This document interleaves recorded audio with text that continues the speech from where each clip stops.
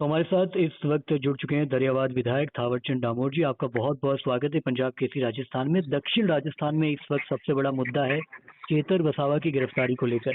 भारत आदिवासी की औपचारिक टिप्पणी, इस पर क्या कुछ कहना चाहेंगे? तो पहले आपके चैनल को जोहार। मैं ये कहना चाहूंगा कि चेतर वसावा के साथ जो घटना घटित हुई, ये लोकतंत्र के लिए घातक है। और जिस प्रकार से आज क्षेत्रीय दल जहां पर भी पनपता है या फिर कोई गरीब, शोषित, पीड़ित, वंचित या आदिवासियों के लिए आगे आकर लड़ता है, तो ये तानाशाही सरकारों द्वारा कैसे षड्यंत्र पूर्वक उनको दबाया जा सके या डराया जा सके, ये निरंतर प्रयास होते आ रहे हैं। कभी किसी के साथ भी षड्यंत्र हो, और डबल इंजन की सरकारों के अंदर मैं हमेशा देखता आ रहा हूँ कि या तो डरा के उनको पाबंद करो, या फिर उनके अंदर शामिल करो, या फिर उनको खरीदो।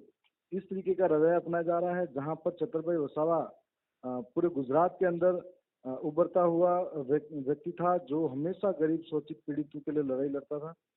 समय समय पर लोगों का प्रेम भी उनको बहुत ज्यादा मिल रहा था और लोकप्रिय होते जा रहे थे। वो इसी वजह से ये षड्यंत्र था कि बीजेपी की जमीन आदिवासी क्षेत्र से खिसक रही थी, और इस वजह से उनको ये षड्यंत्र करके उनके साथ गलत किया। और हम सब जानते हैं कि लोकतंत्र में विश्वास करने वाले तमाम लोग इस मुकदमे के बाद में पूरी सरकार को कटघरे में खड़े करते हुए उनको गुनहगार ठहरा रहे हैं कि ऐसे निर्दोष व्यक्ति को जेलों में डालना, साथ साथ में एक छोटे बच्चे और उनकी माओ को भी, जिनकी कोई गलतियां नहीं हो, उनको भी सजा सुनाकर जेल में डालना कतई बर्दाश्त नहीं किया जा सकता। इससे पूरे समाज में भी आक्रोश है। सभी लोग जो न्याय और न्यायपालिका में विश्वास करते हैं, वो भी चाहते हैं कि लोकतंत्र का गला नहीं घोटा जाए। और भारत आदिवासी पार्टी जो इस तरीके की लड़ाई लड़ने वालों लड़ाकों के साथ है, जब भी जरूरत पड़ी हम लोग सड़कों पर भी उतरेंगे और सदन में भी इसके खिलाफ खड़े रहेंगे। जी, मैं आपसे जानना चाहता हूं, क्योंकि आपने कहा कि लोकतांत्रिक रंजिश है, लेकिन वो ना तो भारत आदिवासी पार्टी की विचारधारा से आते हैं, वो मूलतः मुझे लगता है आम आदमी पार्टी की विचारधारा को मानते भी हैं, और उसी उसी से वो विधायक चुने भी गए हैं। तो क्यों आखिर भारत आदिवासी पार्टी एक मंच पे आने को तैयार हुई आम आदमी पार्टी की विचारधारा के साथ? और आखिर क्या ऐसा मुद्दे रहे, क्या ऐसा आदिवासी हित के मुद्दे रहे जिससे चेतर वसावा को समर्थन देने का प्रयास कर रही है?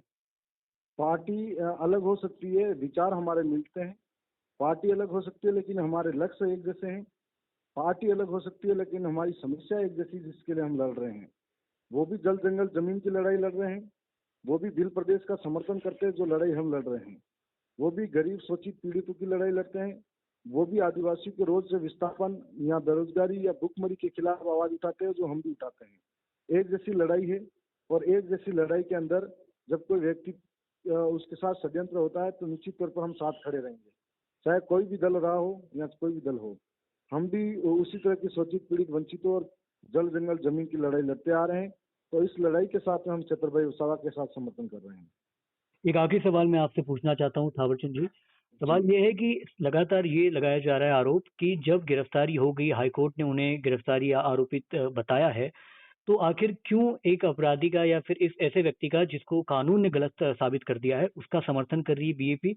और इसी के साथ आरोप ये भी लगाए जा रहे हैं, क्योंकि स्वयं आपके एक विधायक इस वक्त जांच के दायरे में है, तो कहीं ऐसा ना हो कि बीएपी के लिए ये पूरा जो भी मामला है वो नेगेटिव साबित हो जाए, नकारात्मक हो जाए? कभी कभी ऐसा लगता है कि इस देश के अंदर, लोकतंत्र के अंदर, संविधान को दो रूपों में देखा जाता है। गरीबों के लिए अलग और अमीरों के लिए अलग है।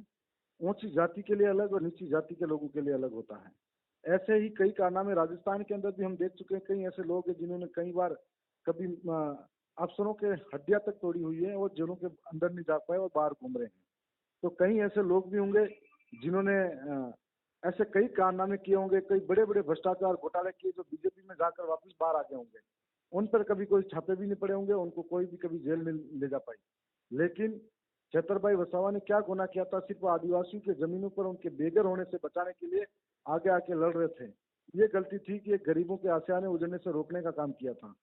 और दूसरी बात, आपने जिस प्रकार से एक विधायक साथी का नाम लिया, उन्हीं की विधानसभा से जिनको हरा के आए, उनके ऊपर 500 करोड़ के घोटाले की बात आई, ईडी के छापे पड़ने तक की बात आई। ईडी वहां पर पहुंचती है और अचानक से बीजेपी ज्वाइन होकर बीजेपी में जाने के बाद में वॉशिंग मशीन की तरह धुल कर साफ हो जाते हैं और भ्रष्टाचार मुक्त हो जाते हैं।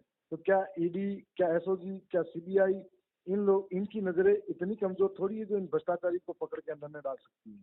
तो आज ये दोहरा व्यवहार है जो सब पूरा देश देख रहा है, जो लोकतंत्र में विश्वास करने वाले लोग हैं, सब लोग देख रहे हैं किस प्रकार से आज दुरुपयोग किया जा रहा है और किस प्रकार से डराया जा रहा है लोगों को और अंदर डालने के लिए। लेकिन हम लोग, ऐसी कोई जेल नहीं बनी है जो विचारों को कैद कर सके। गरीब, पीड़ित, शोषित और वंचितों की आवाजों के लिए हमेशा न्यायपूर्वक लोकतांत्रिक तरीके से इसका जवाब समय समय पर देते रहेंगे।